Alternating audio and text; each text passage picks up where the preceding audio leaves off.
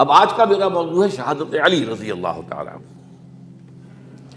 اصل میں حضرت علی رضی اللہ تعالیٰ عنہ کی شہادت بھی اسی الفتنۃ الکبریٰ کا تسلسل ہے۔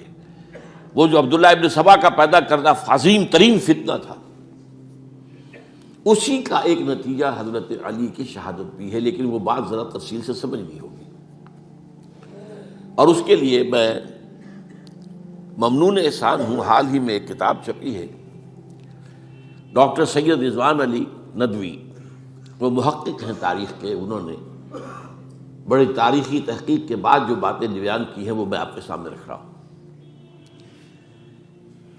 عرب میں جنوب مغرب کی کونے میں، جہاں یہ یمن بھی آباد ہے، اس کے اوپر نجران ہے، اسی علاقے میں یمامہ کا علاقہ کہلاتا ہے۔ یہاں ایک قبیلہ آباد تھا، بنو تمیم۔ یہ جو لوگ تھے بڑے کرخت مزاج، جنگجو، اکھڑ، ضدی، اور جس بات کو ایک دفعہ مان لے اس پر اڑ جانے والے اور مر مٹنے والے۔ یہیں سے فتنہ پہلا اٹھا تھا۔ سب سے بڑا جو نئے جھوٹے نبی کھڑے ہوئے تھے ان میں سب سے بڑا تو مسیلمہ کذاب تھا، یہی تو علاقہ تھا۔ اور اس کے خلاف اس فتنے کی سرکوبی میں کتنے صحابہ، 1200 صحابہ ایک جنگ کے اندر شہید ہوئے، جن میں 500 جو ہیں وہ حفاظ تھے رضی اللہ تعالیٰ عنہ اجمعین۔ تو یہ لوگ جو یہ تھے بڑے زوردار تھے۔ اس قبیلے کے بارے میں حضرت عمر رضی اللہ تعالیٰ عنہ نے ایک بڑی عجیب حکمت عملی اختیار کی۔ ان کو وہاں سے اکھاڑ کر اور ایران کی سرحدوں پر آباد کر دیا، اب جہاں پر جہاد ہو رہا تھا، تاکہ ان کے اندر جو یہ جنگجوئی ہے یہ اب اس مقصد کے لیے استعمال ہو، اب وہ دارالاسلام کی توسیع کے مقصد کے لیے استعمال ہو، اور وہ ہوئی۔ حضرت عمر نے 2 چھاونیاں بنائی تھی رضی اللہ تعالیٰ عنہ، کوفہ اور بصرہ، کیونکہ ظاہر بات ہے کہ اب جو اسلام کا دائرہ پھیل رہا تھا اور اسلامی حکومت پھیل رہی تھی، اور زیادہ تر جو ہے مشرق کی طرف پھیل رہی تھی، ایران اور خراسان وغیرہ کی طرف، تو اب مدینے سے اس کا کنٹرول اتنا آسان نہیں تھا، فاصلہ تھا، تو چھاونیاں بنائیں تاکہ یہ اس سرحد کے اوپر یہ موجودہ مرکز رہے، یہاں فوجیں موجود رہیں، کہیں کوئی بغاوت ہو تو اس کو کچلنے کے لیے وہ قوت فوری طور پر دستیاب ہو سکے۔ یہ لوگ ہیں کہ جو عبداللہ ابن سبا کی فتنے سے سب سے زیادہ متاثر ہوئے۔ ان کی مزاج میں وہ کجی تو تھی نا۔ حضرت عمر بھی ان کا جو ایک مضبوط کنٹرول تھا انہیں دبائے رکھا ہے، اور ان کا رخ جو ہے ایک دوسری طرف موڑ کر اس سے اسلام کو فائدہ پہنچایا۔ لیکن اس کے بعد جب فتنہ جو آیا یہ عبداللہ ابن سبا، تو سب سے بڑھ کر یہی لوگ اس کے ماننے والے، اور انہی میں سے وہ لوگ تھے جنہوں نے جانیں بھی دے دی ہیں، جنہیں حضرت علی نے زندہ جلایا ہے، اس لیے کہ وہ کہتے تھے کہ علی خدا ہے۔ اے علی تم خدا ہو، تم ہمیں آگ میں جلا رہے ہو، یہ تو تم ہمارا امتحان لے رہے ہو۔ وَلَنَبْلُوَنَّكُمْ بِشَيْءٍ مِّنَ الْخَوْفِ وَالْجُوعِ وَنَقْصٍ مِّنَ الْأَمْوَالِ وَالْأَنفُسِ وَالثَّمَرَاتِ۔ اب وہ اس آیت کو اپنے اوپر منطبق کر رہے ہیں۔ تو یہ جو کرخت لوگ تھے، انہوں نے در حقیقت جو ہے عبداللہ ابن سبا کے کردار میں سب سے بڑا رول پلے کیا، اور انہی کے ہاتھوں حضرت عثمان شہید ہوئے رضی اللہ تعالیٰ۔ اور اس کے بعد انہوں نے حضرت علی رضی اللہ تعالیٰ عنہ کو اپنے گھیرے میں لے لیا، کیونکہ انہی کی کثیر تعداد موجود تھی مدینے میں جب حضرت عثمان شہید ہوئے۔ اس کے بعد اب ظاہر بات ہے کہ کوئی نہ کوئی تو خلیفہ ہونا چاہیے تھا۔ حضرت طلحہ سے کہا گیا، انہوں نے معذرت کر لی، حضرت زبیر سے کہا گیا، انہوں نے معذرت کر لی۔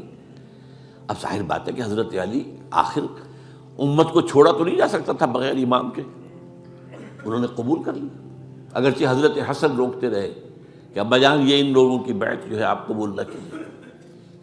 حضرت حسن تو ان میں سے ہیں جو حضرت عثمان کے دروازے پر کھڑے تھے پہرے دار کی حیثیت سے، حسن اور حسین رضی اللہ تعالیٰ عنہ، انہیں تو معلوم تھا فتنہ جو کون لوگ ہیں۔ اس کے بعد حضرت علی رضی اللہ تعالیٰ عنہ نے اسی حکمت سے، جس حکمت کے تحت حضرت عمر نے یہ چھاونیاں آباد کی تھی، دارالخلافہ بھی مدینے سے کوفہ منتقل کر دیا، تاکہ پورے عالم اسلام کو کنٹرول کیا جا سکے اس مرکز کے ساتھ۔ اس کا نتیجہ یہ نکلا کہ اب گویا کہ حضرت علی کے گرد ان لوگوں کا گھیراؤ مکمل. کوفے میں یہی تو آباد تھے، کوفی یہی تو تھے. حضرت عمر نے انہیں لا کے یہاں آباد کیا تھا. جب حضرت علی نے کوفے کو اپنا دارالخلافہ قرار دیا تو گویا کہ ان کا پھر عمل دخل بہت بڑھ گیا. ایک طریقے سے یوں کہا جا سکتا ہے کہ انہوں نے اب حضرت علی رضی اللہ تعالیٰ عنہ کو اپنے محاصرے میں لے لیا. چنانچہ جنگ جمل کے موقع پر یہ ہوا ہے کہ صلح ہو گئی تھی. حضرت عائشہ رضی اللہ تعالیٰ عنہ کے جو نمائندے تھے اور ادھر سے حضرت علی، صلح ہو گئی تھی. طے ہو گیا تھا کہ ہاں قاتلین عثمان کو جو ہے اس کو سزا دی جائے گی، قصاص لیا جائے گا حضرت عثمان کی قتل کا.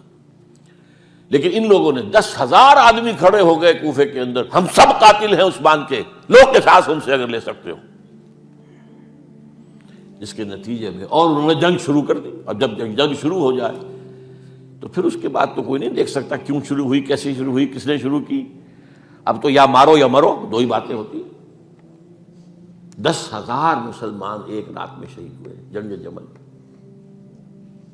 اب اس کے بعد حضرت علی رضی اللہ تعالیٰ عنہ کی خلافت جو ہے حضرت امیر معاویہ نے ماننے سے انکار کر دیا. جب تک قاتلین عثمان کو سزا نہیں دیتے ہم بیعت نہیں کریں گے. یہ نہیں کہ دعویٰ کیا ہو کہ میں خلافت کا حقدار ہوں، یہ نہیں، لیکن یہ کہ آپ کو ان کو سزا دینی چاہیے. اب یہ تھا وہ مخمصہ جس میں حضرت علی رضی اللہ تعالیٰ عنہ وہ فرماتے تھے تم میرا ساتھ دو تو میں ان قاتلین عثمان سے سزا جو ہے ان کو سزا دے سکتا. ادھر انہیں پتا تھا کہ میں سرنڈر کرتا ہوں تو مجھے علی تک تو پہنچنے کوئی نہیں دے گا، راستے میں ختم کر دیں گے رضی اللہ تعالیٰ عنہ. تو یہ پیچ تھا ایک جو ایسا پڑا ہے. اب اس میں جب حضرت معاویہ اور حضرت علی کے مابین فیصلہ کن جنگ ہوئی، جنگ صفین جسے کہتے ہیں، جس میں 70,000 مسلمان ایک دوسرے کی تلواروں، تیروں، نیزوں سے قتل ہوئے. اس موقع پر حضرت معاویہ کی طرف سے ایک آفر آئی. قرآن مجید کو نیزے پر اٹھا کر لوگوں نے کہا کہ یہ خونریزی بند کر دو، ہم قرآن کا فیصلہ ماننے کو تیار ہیں. حضرت علی دیکھ رہے تھے کہ یہ اصل میں میری فتح کو شکست سے بدلنے کا پروگرام ہے. تقریباً فتح میری ہو چکی ہے، لیکن یہ جو طبقہ تھا یہ انہوں نے کہا نہیں بڑی ٹھیک بات کہہ رہے ہیں، وہ مانیے ان کی بات، جنگ بند کی.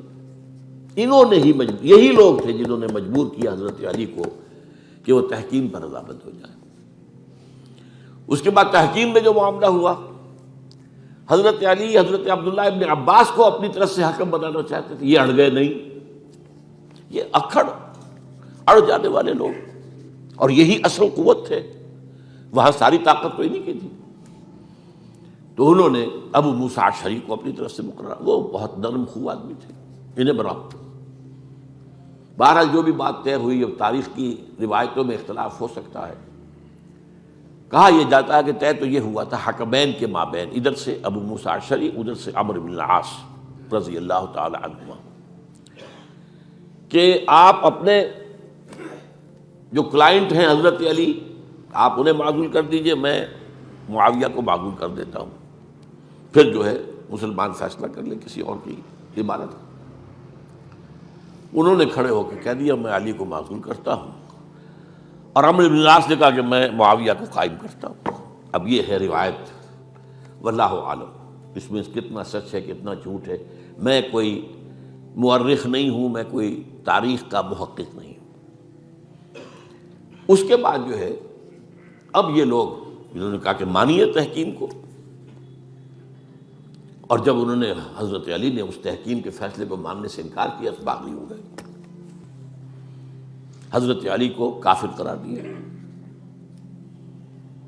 اور جا کر ایک جگہ پر حرورہ ایک جگہ تھی وہاں پر جا کے جمع ہو گئے، جتھا بندی کی بہت بڑی طاقت پر وہاں کری. انہوں نے طے کیا کہ علی بھی کافر ہو گیا، معاویہ بھی کافر ہو گیا، عمرو بن العاص بھی کافر ہو گئے، سب کافر ہیں. حضرت علی کی طرف سے ایک گئے سفیر ان سے بات کرنے کے لیے، تو انہوں نے کہا تم ہی نے تو کہا تھا کہ تحکیم کو تسلیم کرو، کہ ہاں ہم نے گناہ کیا تھا، کفر کیا تھا، ہم توبہ کی ہم نے. اگر علی بھی مان لے کہ میں نے مان کر کفر کیا تھا، اب میں توبہ کرتا ہوں، تو ہم ان کی بات مان لیں گے. اب حضرت علی اس طرح کا جھوٹ کیسے بولتے ہیں؟ انہوں نے تو کوئی کفر نہیں کیا تھا. مہاراج انہوں نے پھر بھی نرمی برتی کہ دیکھو اگر تم کوئی خونریزی نہیں کرو گے، فساد نہیں مچاؤ گے، تو میں تمہیں کچھ نہیں کہوں گا. لیکن وہ اپنی ان شرارتوں سے بعد نہیں آئے. تو پھر تیسری جو بڑی جنگ ہوئی ہے ان جنگوں میں، جنگ نہروان کہلاتی ہے، حضرت علی کی جنگ خوارج کے ساتھ، جس میں 4000 خارجی جو ہیں وہ قتل ہوئے. اور یہ بات اب آپ نوٹ کر لیجئے کہ یہ لوگ جیسا کہ اکھڑ بھی تھے لیکن اپنی بات پر ڈٹ جانے والے تھے، لیکن ساتھ ہی دیندار بھی تھے، نمازی اور روزہ دار بھی تھے. یہ اس طرح کے لوگ نہیں تھے کہ جو فاسق اور فاجر ہو. بس یہ مزاج کا ایک ہے، جو بات دل میں بیٹھ گئی اڑ گئے. تو یہ اصل میں انہوں نے پھر فیصلہ کیا کہ اور تو ہمارے بس میں اب کچھ نہیں ہے، ان تینوں کو قتل کر دیا جائے، علی کو بھی اور معاویہ کو بھی اور عمرو بن العاص کو بھی. تو ایک جگہ ان کی سازش ہوئی، 3 آدمی معین ہو گئے، ایک ہی وقت کا طے فیصلہ ہو گیا، فلاں تاریخ کو فجر کے وقت تم جاؤ، وہ تم کوفے کی جامع مسجد میں، جب علی نماز جماعت کرا رہے ہو خنجر مارو انہیں. اور یہ اس کا نام ابن ملجم تھا، خارجی، یہ وہی لوگ بنو تمیم کے لوگ. دوسرا جو تھا وہ دمشق میں حضرت معاویہ کو قتل کرنے، شہید کرنے کے لیے پہنچ گیا. تیسرا مصر پہنچ گیا حضرت عمرو بن العاص کو. اب یہ بات اللہ کی طرف سے ہے، یہ تو اس کی مشیت ہے، اس کا فیصلہ ہے. حضرت علی پر وار کارگر ہوا، آپ شہید ہو گئے. حضرت معاویہ پر وہ وار ذرا اوچھا پڑا، زخمی تو ہوئے لیکن آپ کی جان بچ گئی. عمرو بن العاص اس روز مسجد میں کسی معذوری کی وجہ سے، عذر کی وجہ سے فجر میں آ ہی نہیں سکے، لہذا حضرت علی کی شہادت ہو گئی. اب یہ ہے اصل پس منظر، کن لوگوں نے کیا شہید، اصل میں وہ سمجھ لینے کی بات ہے. یہ خوارج نے شہید کیا، لیکن خوارج کا فتنہ سبائی فتنے ہی کا آف شوٹ ہے، اسی کے ذیل میں ہے، اسی کی ایک شاخ ہے، اسی کا ایک نتیجہ ہے. یہ خوارج جو ہے بعد میں بھی ان کی مسلسل جو ہے وہ جنگیں رہی ہیں. بہرحال اس صورتحال کو یہ سمجھ لیجئے کہ یہ خلفائے ثلاثہ رضی اللہ تعالی عنہ، حضرت عمر شہید، عثمان شہید، علی شہید. عجیب بات ہے کہ تینوں کا نام عین سے شروع ہوتا ہے، عمر عین سے، عثمان عین سے، علی عین سے. تینوں شہید ہوئے ہیں. لیکن یہ کہ یہ ہے تاریخی پس منظر.